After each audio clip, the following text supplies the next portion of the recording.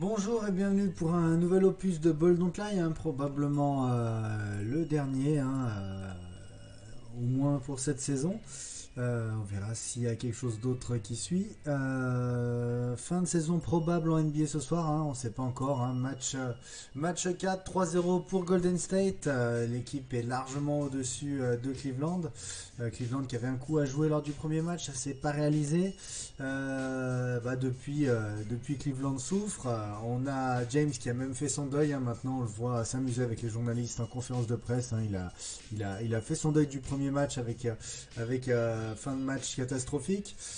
Donc là, il s'amusait un petit peu.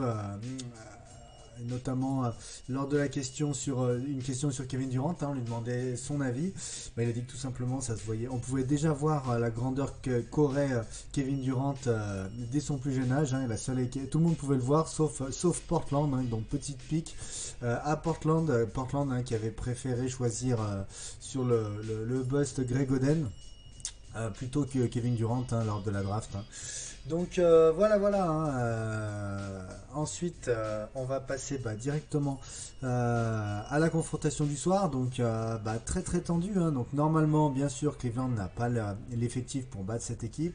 Le truc, est-ce que dans les têtes, tous les joueurs de Golden State voudront vraiment gagner et célébrer ça à l'extérieur? Donc personnellement, je sens bien Golden State qui a essayé de tenter de jouer le coup. Mais on ne sait jamais. Golden State est vraiment trop fort pour cette équipe de Cleveland. Le souci, Cleveland pourrait avoir un sourcil d'orgueil, jouer peut-être un petit peu plus physique, avec des shooters qui n'ont pas encore été toujours bons, qui pourraient faire un bon match avec un James qui pourrait reprendre feu comme au premier match. Donc pour moi, ça me semble un petit peu improbable, mais on ne sait jamais. Il y a une règle en NBA, c'est ne jamais parier contre LeBron James, surtout quand il est acculé. Et ensuite, voilà, une équipe de Cleveland qui est capable de mettre beaucoup de points quand les shooters prennent feu. Voilà, le match peut être plus disputé que prévu. Donc pour moi, on évite totalement cette rencontre. On va plutôt partir sur des pistes joueurs. Pourquoi éviter cette rencontre aussi? Alors plusieurs petites choses. Donc Golden State, en cas de victoire, ne pourra pas célébrer tout de suite à la maison, vu qu'ils seront à l'extérieur. Le truc, la direction serait peut-être plus content de voir un 4-1 qu'un 4-0, donc un 4-0, si on gagne à l'extérieur, on n'a pas la recette de la billetterie, donc ce sont des sommes folles que peut récupérer Golden State quand on sait qu'ils vont avoir des gros problèmes de trésorerie dans les années à venir, avec un Klay Thompson qu'il va falloir re-signer, avec Kevin Durant qu'il va falloir re-signer. Donc Golden State a tout intérêt à mettre le maximum de magots de leur côté avant de devoir cracher l'argent. Donc voilà, bien sûr sur le terrain les joueurs s'en foutent un petit peu des soucis de trésorerie de leur équipe, mais voilà, la direction pourrait pas forcément toucher deux mots à Steve Kerr, qui a vraiment été qui a été joueur et qui va pas dire à ses joueurs allez-y mollo. Mais voilà, on sait jamais, peut-être que l'ambiance est moins c'est sur ce match-là. Allez-y les gars, faites-le, prenez-nous le titre ce match-là.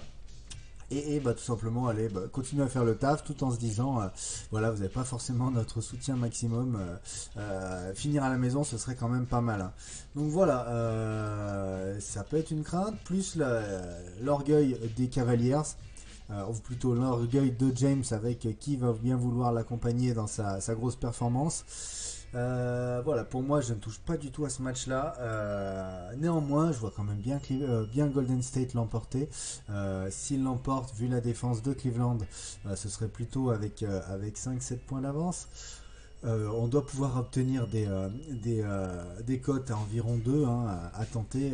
Après, pour moi, ce match-là, ce sera vraiment du fun à 100%, tout simplement parce que c'est un match un petit peu bizarre. On a une équipe qui attend de tourner la page, avec une équipe de Cleveland de toute façon qui qui va certainement laisser partir LeBron James. On a appris lors de ces playoffs que James était totalement contre le trade de Kyrie Irving. James était également contre le départ de Dwayne Wade, alors qu'on a longtemps pensé que James aurait donné son aval à un retour de Wade chez sa franchise de cœur. Apparemment non, Wade qui était le grand ami de LeBron James, est parti sans l'aval de King James. Donc idem pour Kyrie Irving. Donc en gros, c'est un petit peu une façon de la direction de dire voilà, hein, James, on a tout fait pour toi quand t'es revenu pour te mettre dans les meilleures dispositions. On a eu le titre, bah maintenant tu continues à nous faire miroiter avec tes contrats qui se finissent à chaque année. Donc on est pieds et poings liés à ton avenir, à ton bon vouloir. Donc voilà, stop. Ton pote Wade, on n'en veut plus, il est cramé. Kyrie Irving, on peut peut-être avoir un premier tour de draft. Isaiah Thomas avait fait une saison l'année dernière, bon, ça a mal tourné vu que sa blessure était plus grave que prévu, mais à la base le deal était intéressant vu qu'Isaiah Thomas était sur la fin de saison dernière, sur la saison dernière c'était un candidat top 5, top 7 au titre MVP. Donc voilà, c'était pas idiot. Au final, c'est pas tourné dans leur sens. Hein. On va voir ce qu'ils vont obtenir avec un pick de draft qui, au final, n'a pas été si bon que ça, vu que Brooklyn a fait le taf. Donc voilà, Cleveland s'apprête à tourner la page. James, comme j'ai dit, hein, a fait son deuil du premier match. Donc voilà, Cleveland, je m'attends pas forcément à la grosse réaction de Cleveland, mais le scénario existe. Donc voilà, on va éviter ça, ces matchs-là. Hein. Est-ce que Golden State voudra faire la fête à la maison? On ne sait pas. Pourquoi pas partir sur des belles statistiques joueurs.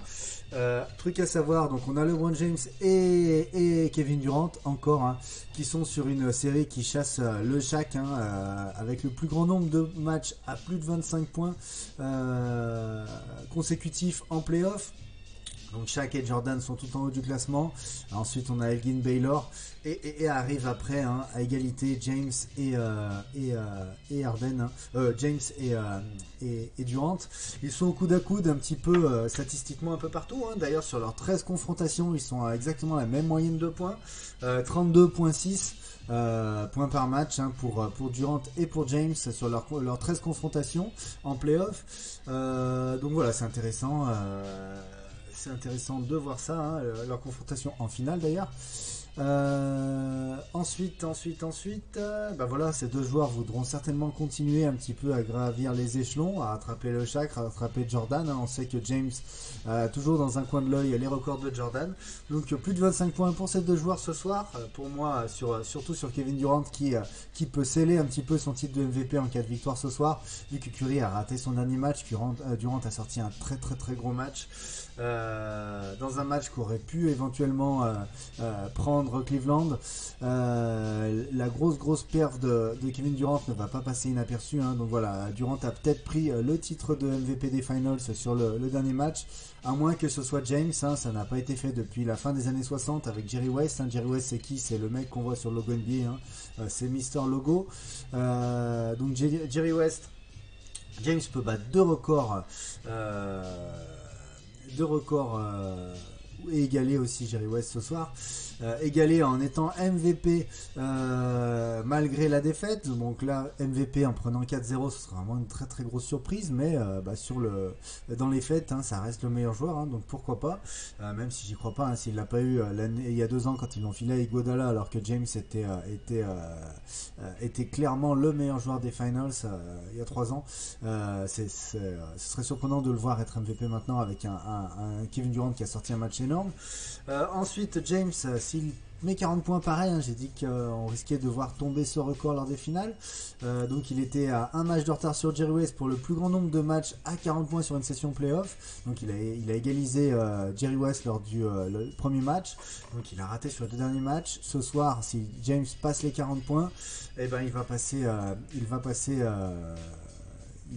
Jerry West, hein, il sera le seul dans l'histoire. Autre record magnifique avec une cote qui peut être intéressante pour LeBron James. S'il met 35 points ce soir, il dépasse Michael Jordan, hein, dans le plus grand nombre de points marqués sur une session playoff, hein. Il a simplement besoin de mettre 35 points et il passerait Jordan. Et s'il en met 34, bah, il est ex-aequo avec MJ. Donc voilà, si James met 35 points ce soir, il dépasse Michael Jordan sur la sa plus grosse perf points lors d'une session playoff. Donc c'est pas rien.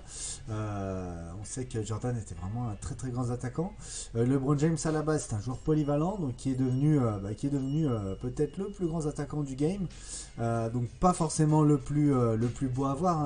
Kevin Durant avec son style de jeu ou un James Harden avec leur shoot paraissent plus à l'aise que LeBron James, mais généralement à la fin des matchs, James n'a rien à leur envier en termes de scoring pur.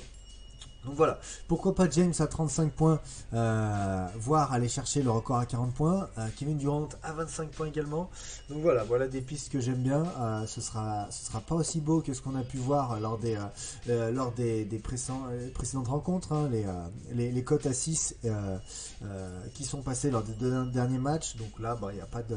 je ne vais pas vous diriger bêtement vers une cote fictive, tout simplement, histoire de faire de la cote. Là, ce sera plutôt du aller prudent. On a le contexte particulier d'un match qui peut partir dans tous les sens. Mais voilà, Durant a un MVP à aller chercher, donc il a un record à maintenir, plus de 25 points pour lui. LeBron James, plus de 25 points, c'est presque cadeau, à moins d'une blessure, à moins d'un blowout énorme avec embrouille, avec James qui part en pleurs, donc c'est pas son délire, c'est plutôt Curry qui est comme ça, qui disait qu'il ne voulait pas être MVP, que c'était pas important pour lui d'être MVP des finals. Au final, il a fait un dernier match horrible. On le voit, donc j'ai posté le lien sur mon compte Twitter. On le voit rentrer à la fin de la victoire dans les vestiaires en gueulant fuck, de dégoût, en étant sur le point de pleurer et en étant consolé par Iguodala. Donc voilà, on sait que Curry l'a mal pris. D'ailleurs, on pourrait le voir un petit peu plus agressif ce soir. S'il veut vraiment aller chercher ce type de MVP, va falloir en claquer 50. Après, est-ce que James se laissera faire, tout simplement. Donc voilà. Donc pour moi, c'est terminé pour ce match-là. Ensuite, hop, encore quelques petites offres. Voilà. Question avec The Bet. Il y a 50 € à gagner. Encore une fois, un jeu gratuit. James peut dépasser Jerry West, alias Mister Logo, avec le plus grand nombre de matchs à 40 points de l'histoire sur une session playoff. Alors, combien de points mettre Hakeem James ce soir? Donc ça, c'est la question. Première question. Ensuite, on a un autre jeu avec, encore une fois, 100 € à gagner ce coup-ci.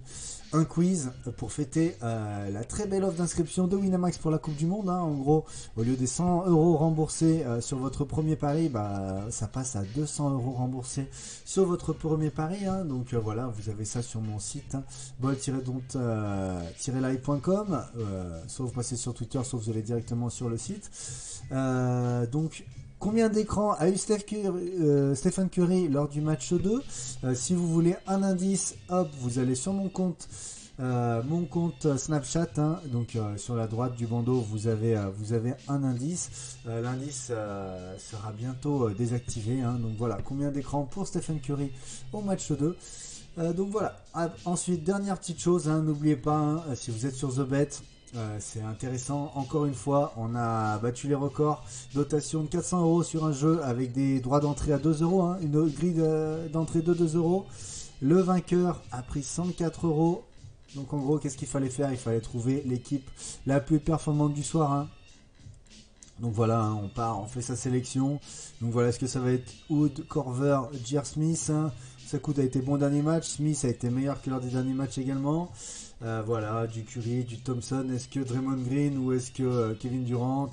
Voilà, vous choisissez la compo que vous voulez. Vous choisissez votre capitaine.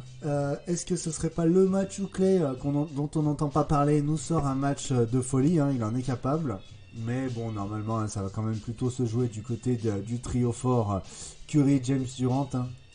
Donc voilà, vous faites votre grille, 2 € la grille, possibilité, si vous êtes seul gagnant, comme l'autre fois, de gagner 104 €. Et comme d'hab, hein, si vous voulez bénéficier d'offres spéciales, sur Unibet, vous vous inscrivez, au lieu d'avoir 100 € de panier gratuit, vous avez 120 € en tapant ce code DOM120. Vous avez 200 € au lieu de 100 €. Voilà, pour la Coupe du Monde, on offre de bienvenue Winamax. On aura encore d'autres offres qui vont arriver, hein, notamment chez The Bet très très prochainement, d'ici 2-3 jours. Donc voilà. Allez, je vous souhaite une bonne journée. Je vous souhaite une belle Coupe du Monde si vous allez suivre le foot. À une prochaine, hein, je sais pas quand. Bye bye tout le monde. En tout cas, l'aventure NBA qui pourrait être terminée ce soir a vraiment été un très très très grand plaisir. Donc je dis ça, peut-être qu'il y aura un match 5 et que je serai dispo. Peut-être qu'on va voir, hein, si la Coupe du Monde me rend bavard, hein, ça c'est facile. Donc voilà, bye bye tout le monde, merci pour le soutien sur toute la saison, vraiment super, la communauté a vraiment été au top. Pour la saison prochaine, hein, je l'ai dit, on m'a déjà demandé encore plusieurs fois, je sais vraiment pas qu'est-ce que je vais faire la saison prochaine. Ça demande un travail de malade, on se rend pas compte. Donc là, regardez, il y a une analyse pour un seul match. Imaginez quand il y a des cartes à 12 matchs, c'est du plaisir, mais en amont du plaisir, c'est la torture. La préparation, c'est la torture. En plus, ça demande un temps fou pour regarder le plus de matchs possible, parce que il va falloir être franc et ne pas parler d'équipes que je ne connais pas, hein. Donc il faut regarder beaucoup de matchs. Donc c'est très très dur, hein. Ça fait perdre ses cheveux, hein. Hop, on voit à quoi on ressemble après. Donc voilà, bye bye tout le monde.